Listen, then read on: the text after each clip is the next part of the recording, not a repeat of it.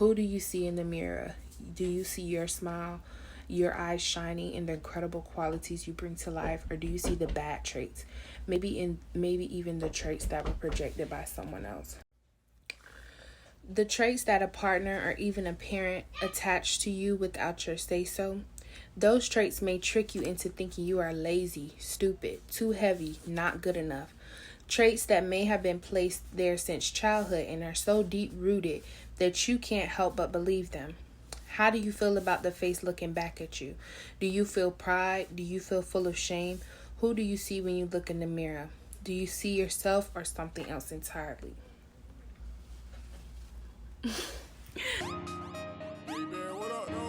Baby daddy stressing me. These hoes keep on testing me. If they keep on trying me, these crackers be arresting me. Yeah, you know they envy me. Cross me like the letter T. The real reason. Really pretty. Thank you. So you agree? What? You think you're really pretty? Hey you guys, so welcome to another video. Today I don't want to make this video too long. However, I just feel that I wanted to share something with you guys that I've been working on or working through in hopes that it can help somebody who might be going through the same thing or been through the same thing, which I feel to a certain extent we all have gone through this at some point in our lives. Especially, I don't know the age range of my audience really, but for like if younger girls or teenagers or anything like that happen to stumble upon my little channel, definitely want you all to take heed to some of these messages, because the children are the future, you know. So I do want to acknowledge two things before we get started. Actually, three things before we get started. The first one is that this does not necessarily have to be for relationships. Of course, a lot of times emotional abuse, any type of abuse can come in the form of a partner, like your boyfriend, girlfriend, domestic type situations. However, when I've been, working through things and really looking at just all type of different situations, a lot of times emotional abuse can come from friendships as well. It can come from parent relationships. It can come from, relationship that you have with yourself, relationship that you have with your coworkers. It does not just have to strictly be about a partner type scenario at all. So the next thing I want to acknowledge is that everybody has their different breaking points when it comes to these things.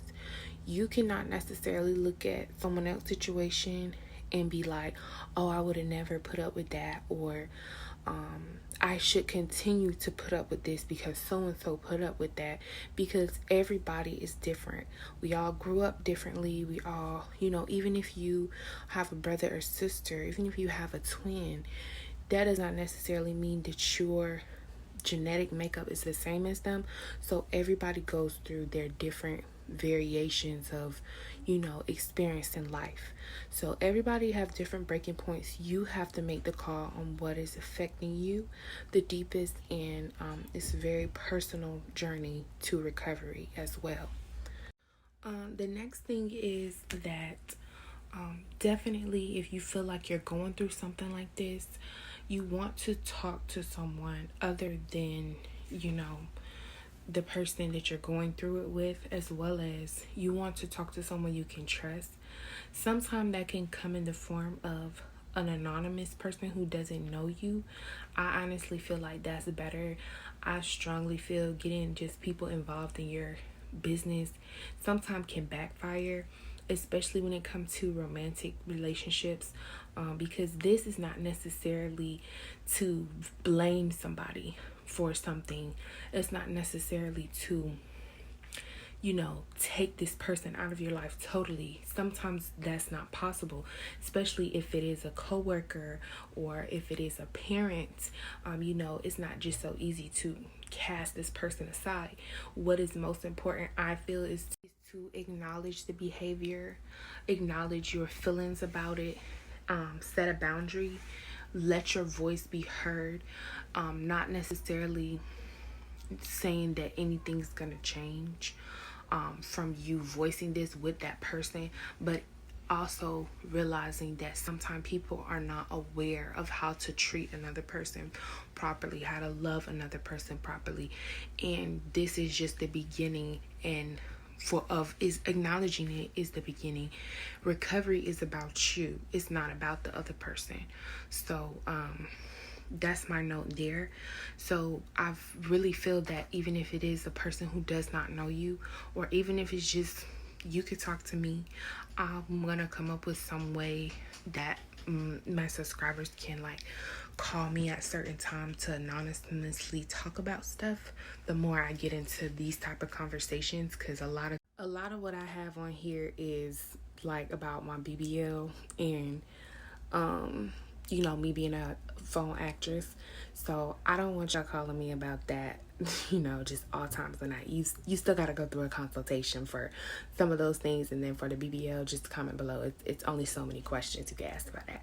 However, for like more so emotional and mental health things, I really want to provide a safe space for you to talk to someone who doesn't necessarily know you, can't judge you. But that's more further to come. In the meantime, you definitely can email me and we could chat. However, I do feel, going back to my point, secrets can create a lot of shame. So when you try to hold everything in and you never tell nobody, and it's just you going through it with another person, it can create a sense of shame and guilt. And those are very icky feelings, icky vibrations that we don't need to have stay with us. Feelings and these things are, excuse my nails, y'all. This last one on both hands just refuses to leave. But those feelings don't need to stay for too long, because they can block that positive energy you want to be coming through you if you get stuck in that shame. So secrets and not talking can create shame. Even if you just have to talk to yourself, do some type of thing where you get it out of just being stuck in your head. So moving into the topic, I'm gonna talk about what, first of all, emotional abuse is, and then I'm gonna talk about the path to recovery and the steps that I've been taking to recover from some past things that I went through. So it's pretty self-explanatory what physical abuse is, but for emotional abuse, I really dove deep into not only the resources I've been using, but just looking back at the past. So, of course, one form of emotional abuse is yelling at you, especially when it comes to ladies. I feel that's my only experience as being a lady. When you have a man yelling at you, or even anyone, if you're in a different type of relationship, a girl on girl relationship, if you're more of a submissive person, you have more of a dominant partner yelling at you and coming down on you in a certain way, it can be very it can make you feel very powerless, especially if you're not really a yeller yourself, or argumentative type person yourself. And it can really it can hurt. And it may sound simple, but it is definitely, it affects you, and it matters, and it's not okay.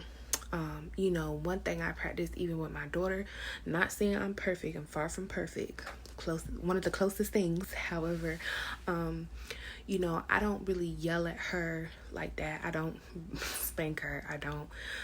She's maybe gotten 1 or 2 spankings since she's been alive, and she's 5 years old. And those have been from time that she just did something completely dangerous, and it just like I freaked out. And then even then, it's like I, analyzing myself, should have maintained my peace. There's other ways. You may have to raise your voice a little bit when it comes to those type of situations, but me just taking a different approach to parenting, I'm not a spanker. Sorry, old school folks, I'm just not that person, because like I said, I'm preventing this emotional abuse in my child too, because it can come from parents. I was reading an article just about how yelling affects a child, how spankings affect a child.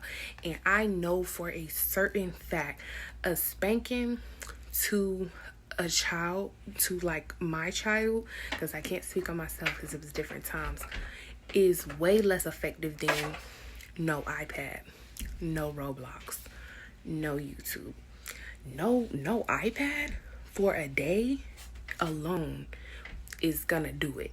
But if I start throwing in a week and adding up the time, honey, that's worse.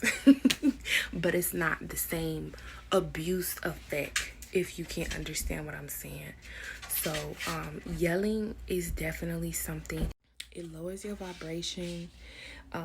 It makes you feel low, and it's just it's really not the best thing to experience or to carry out on another person.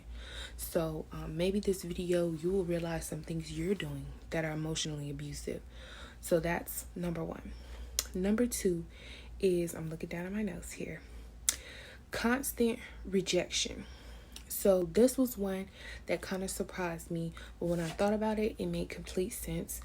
Someone who is constantly rejecting your opinions, your ideas, and also neglecting your opinions, your ideas, or neglecting you and the things that you need.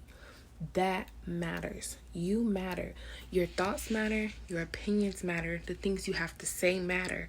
And so when you are sharing your dreams or your thoughts with someone and they're constantly just ignoring you, or they only talk about themselves, or they put you down when you say something, try to make you feel as if you're dumb or stupid, or just kind of, for me, I'd rather you tell me you think my idea is dumb or stupid, tell me why, than just kind of brushing it off, not acknowledging it, or making it as if, it doesn't matter.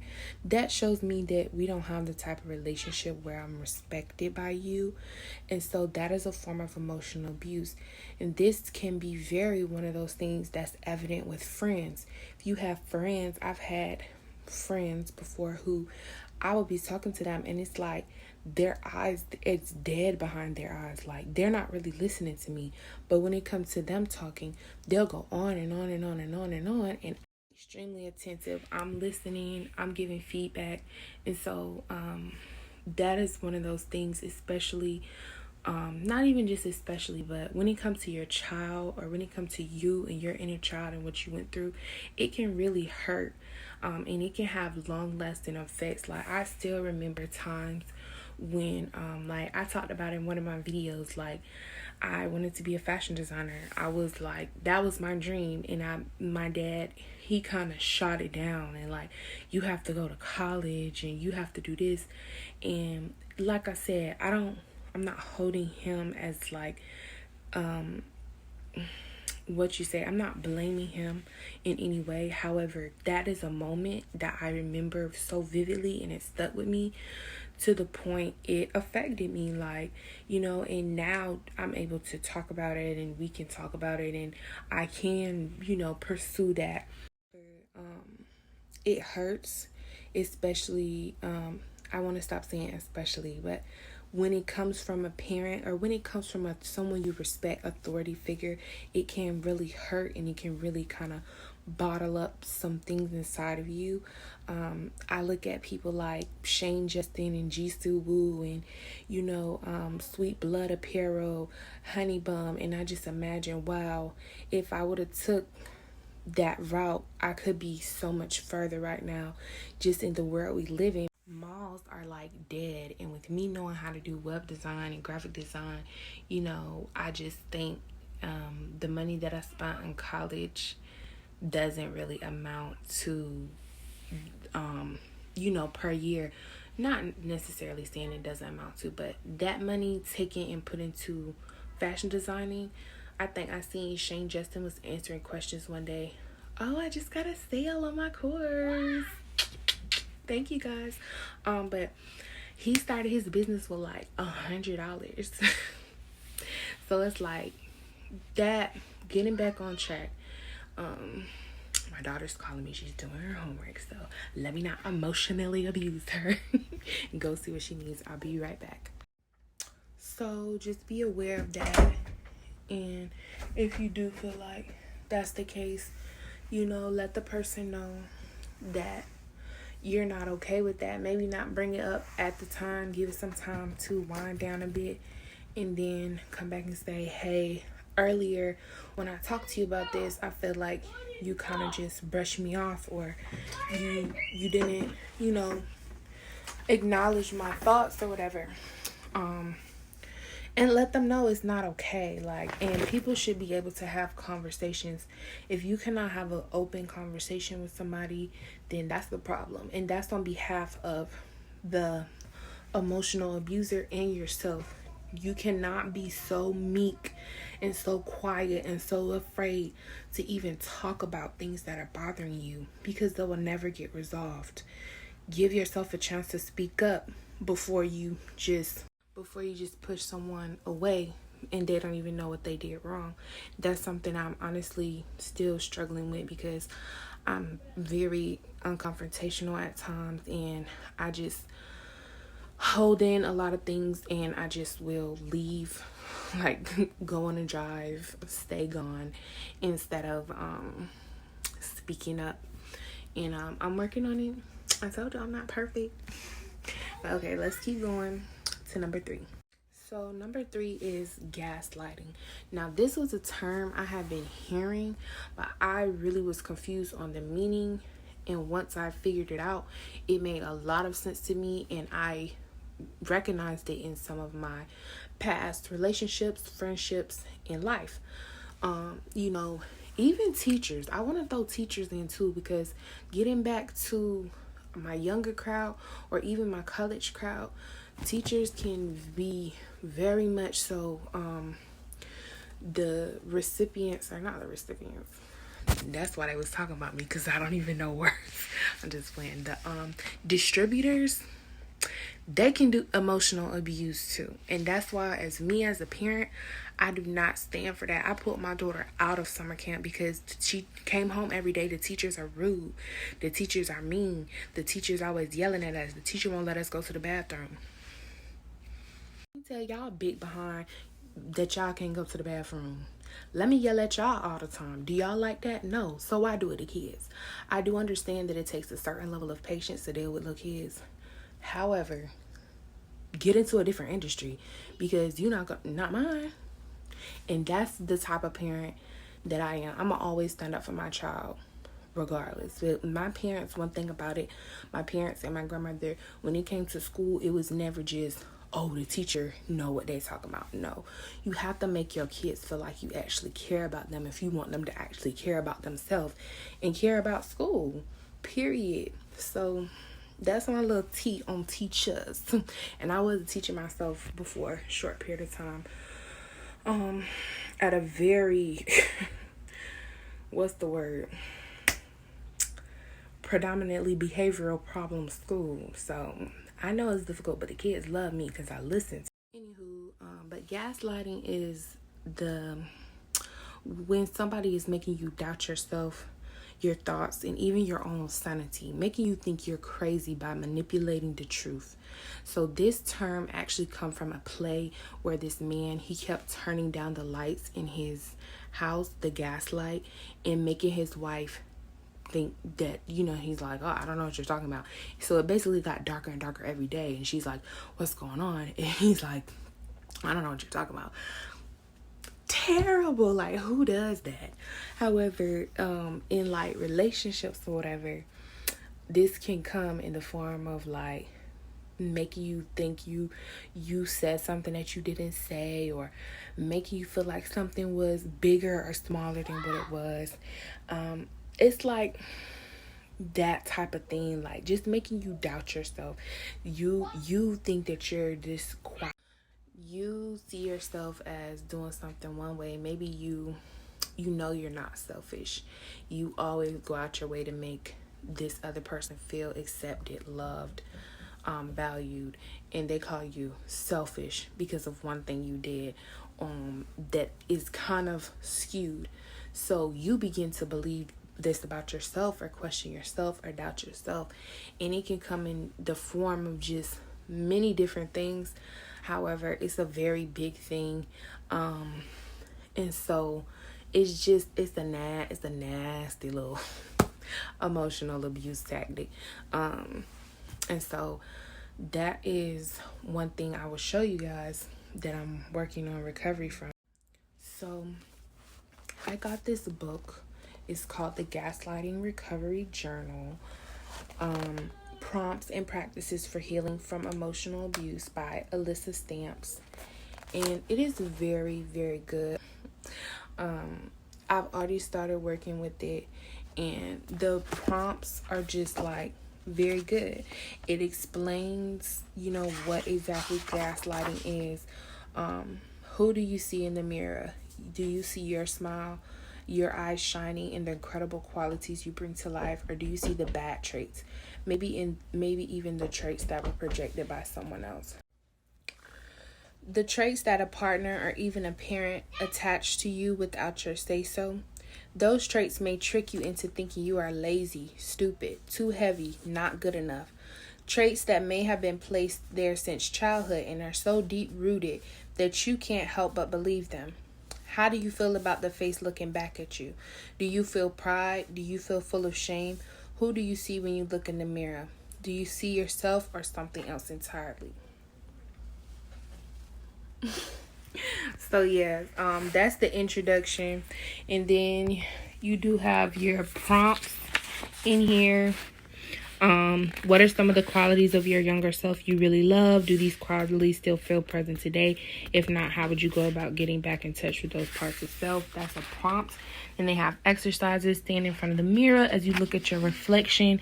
Be aware of any emotions, psychological sensations that come out. Now repeat back the reflection phrases you said to your friend who was being gaslit. See if you can take those phrases in and digest them fully. Pay attention to any emotions or psychological sensations that come up. Notice any differences. So that is an exercise, probably from a previous exercise. I haven't done all of them yet, but I've been working, and like I said, just taking your mind to that place of acknowledging some of those things from your childhood, from your life, it really does help to begin the recovery process from that. Another aspect I feel that kind of goes into this, so I'm gonna combine these, from gaslighting, is manipulation, name calling, and insults. These are really big things that I think is a telltale sign of emotional abuse. When somebody is calling you names or putting you down or making you feel bad about your choices, everybody makes mistakes. And as these people are in your life, you're not supposed to not be able to accept criticism. You're not supposed to necessarily just feel like you're right all the time. However, it's a certain way that you approach people. It's called decorum. It's called social intelligence. But as I mentioned before, everybody ain't able and everybody don't know. So this can come to be emotional abuse. And when you feel insulted, not necessarily offended, because nowadays people get offended by every little thing, but when you feel someone is like intentionally insulting you, using those words that just ain't no really room for that, and they're doing it on a constant basis, they're doing it intentionally to hurt you, they see that you're hurt and they don't back off, they don't ease up, that is emotional abuse, and that is not okay. One thing about it though, I'm going to always tell you like this. As I said in my video about depression, you also cannot just sit in a box and let somebody throw rocks at you. Stand up, pick up a rock, and you don't got to throw it back, but throw it at the ground and let them know, stop. You know what I'm saying? And if you do have to throw it at them, throw it at them. Because one of the aspects of this talks about narcissism, and one of the aspects of narcissism, as I spoke about in my other video, is being covering up feelings of insignificance through aggressive behavior. Somebody who is a narcissist, emotional abuser, who a person who is, attacking on you, they are 9 times out of 10 a bully type character, and they are covering up those feelings of insignificance within themselves through bringing you down or through being aggressive to make themselves feel better. However, the opposite end of the spectrum of that is being pathetic, which you are more comfortable with your feelings of insignificance to the point where you are taking on traits of patheticness and being okay with, oh, nobody loves me, everyone hates me, I don't love myself, I'm getting talked about. It's like patheticness, shame, guilt. Those things, while they are more not necessarily glamorized, but it's more like coddled than the narcissist, it is still not okay, because you are still getting into those feelings of feeling insignificant, feeling worthless, feeling like the world is on your shoulders. It's low vibrational, and it's not going to help you to recover. It's not going to help you go anywhere. So that's one thing this book is good about, is not letting you stay in the victim mentality, but letting you conquer that and feel like you've come out of that. So consider that. Don't just victim play and play the blame game. Acknowledge your feelings as well. And like I said, throughout this whole thing, stand up for yourself as well. Speak up if you feel something. You don't have to put up with this for so long. You have to practice strength. It is a practice. Trust me. I know it's not easy. However, it's a lot more beneficial than staying stuck in the same vibration that you're in when you're feeling abused. So there we go. Next on the list, extreme control and isolation. Now, this is one I feel like with my generation that is kind of becoming glamorized. Toxic relationships and, oh, he's so crazy, he don't let me do this. And when it comes to parenting, if you were in this type of situation with parenting, also it can be very detrimental long term. Having extremely controlling parents that you feel like you can't be yourself, or you can't express yourself, also very detrimental. Doing things like not letting you go certain places as an adult in an adult relationship, or you can't do certain things that you feel like is important to you or matter to you, cutting you off from friends, cutting you off from family, where to the point you feel isolated and alone. That is a no-no. That is not okay. You need to acknowledge that, and you need to, run away. Not necessarily run away, but that's going to take some recovery for you. So with that being said,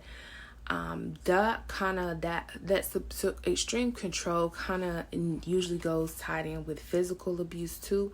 So on that note, you really have to consider what your life is worth, what your sanity is worth, and what your health is worth, because sometimes these things do go hand in hand, and physical abuse can really add just to your feelings of being worthless, feeling not being worthless, feeling like you're worthless, feeling like the world is crashing in on you.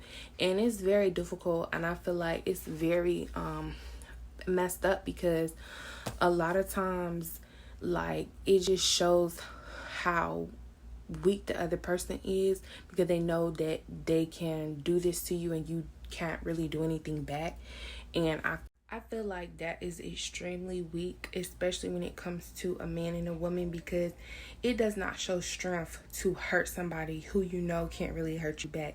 It shows strength to be able to control yourself and your emotions to the point where you don't do that.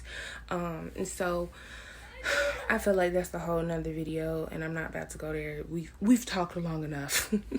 Just kidding. Y'all can always talk to me.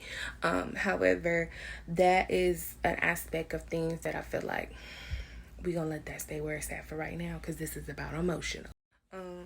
But the last thing is humiliation. Making you feel ashamed. I feel doing stuff to you in front of other people, like trying to, belittle you or hurt you in front of other people, or doing things that just make you feel like embarrassed or ashamed, purposely pulling off your wig or something like that. Give it, like, parents love, and it's sad because in my community, people like used to take pride in this, like whooping their kids in front of everybody. That to me is disgusting. Like, that to me isn't a mark of good parenting at all. And really, I just look at you like that, because why would you want your kid to be humiliated and embarrassed?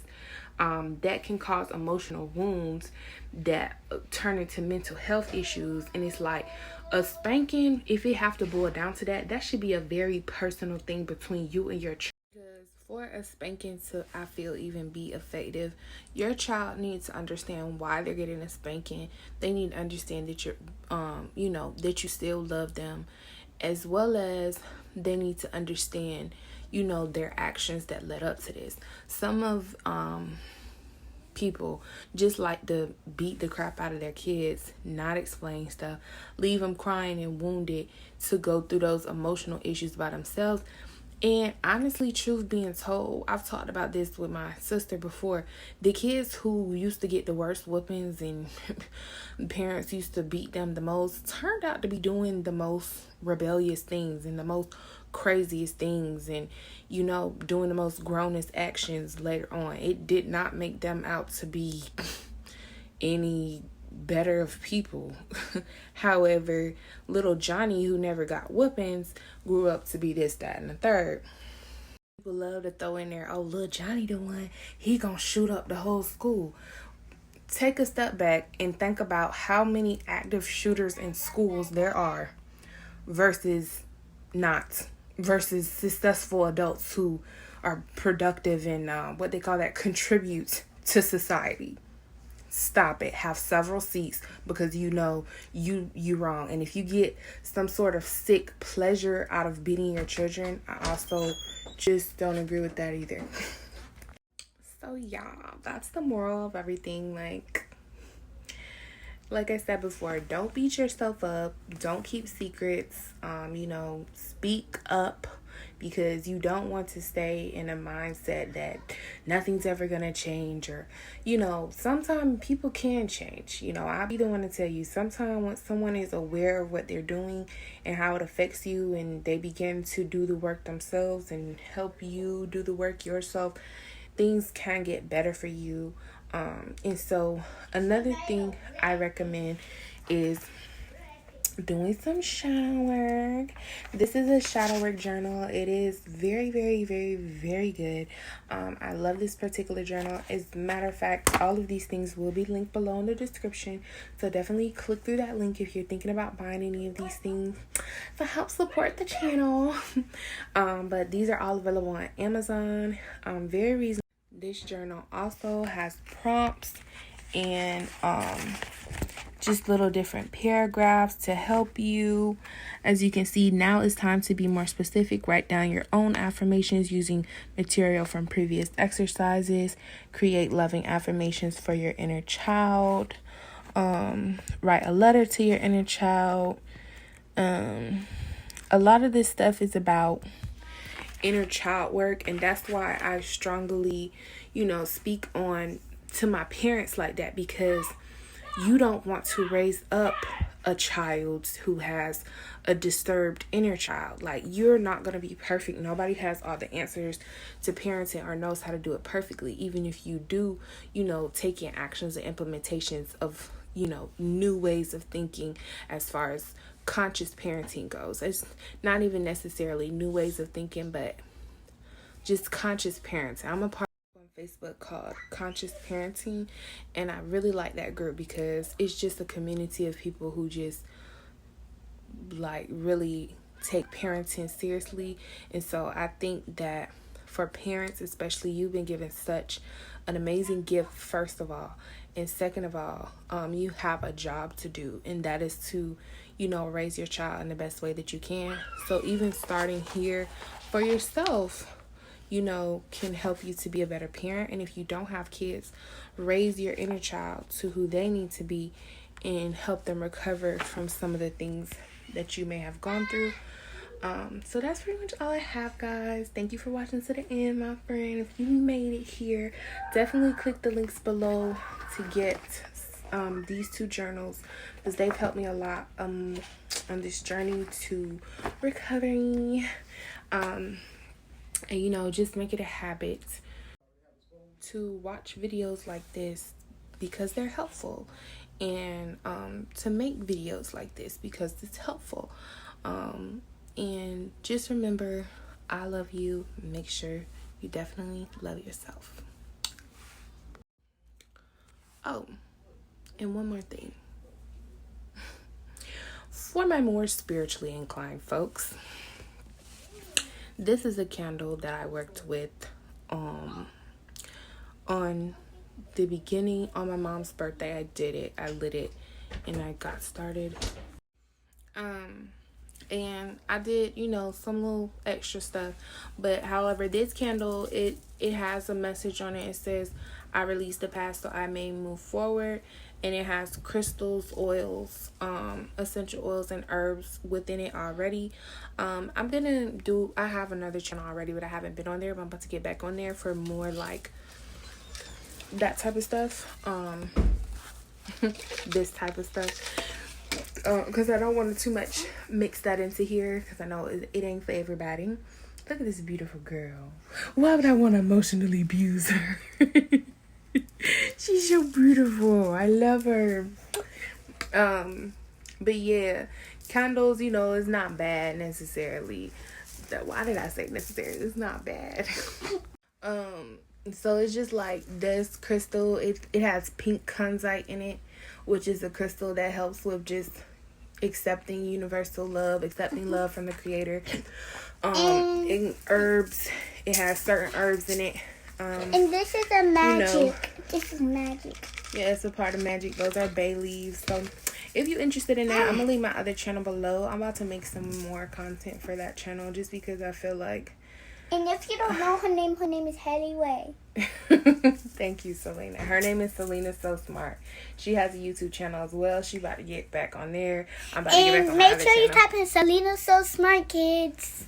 Yes, for your kids. For some wholesome content for your kids that you not gonna emotionally abuse no more, right? Yeah, and make sure you like and subscribe and hit the notification bell. That's right. Peace. Running, running, running. You know we running things coming, coming, coming. Can't let them come for me. Bummy, bummy, bummy. That's what you bitches be. Money, money, money. You ain't getting shit for free.